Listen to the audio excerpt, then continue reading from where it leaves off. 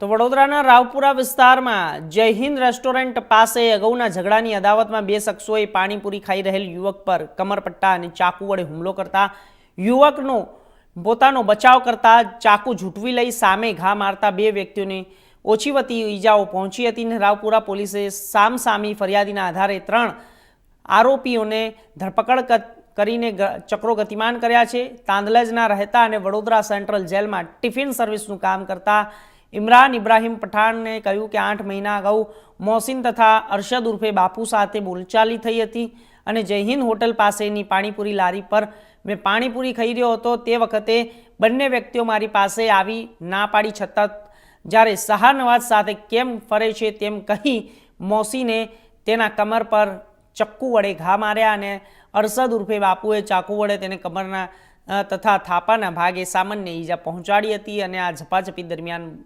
જ્યારે અરશદમાંથી ચાકુ ઝૂંટવી મોહસિનના પીઠ પર ઘા માર્યો હતો અને સામા પક્ષે ફતેપુરમાં રહેતા અને રિક્ષા ચલાવતા મોહસિન મોહમ્મદે કહ્યું કે અગાઉ થયેલ ઝઘડાની અદાવતમાં કમરપટ્ટા વડે ઇમરાનને માર માર્યો અને અરશદે તેને પેન્ટના ખિસ્સામાંથી ચાકુ કાઢીને ઇમરાનને ઈજા પહોંચાડી હતી. આ સમયે ઇમરાને તેના હાથમાંથી ચાકુ ઝૂંટવી લઈ અને પીઠ પાછળ ઘા કર્યો હતો અને ઘટનામાં ઈજાગ્રસ્ત તથા મોહસિને સારવાર અર્થે સયાજી હોસ્પિટલમાં ખસેડવામાં આવ્યા હતા.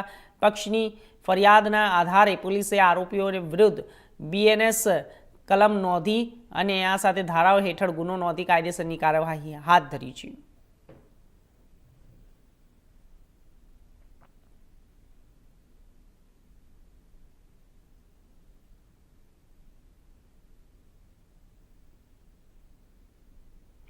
વડોદરાની વાત કરીશું. ગરબા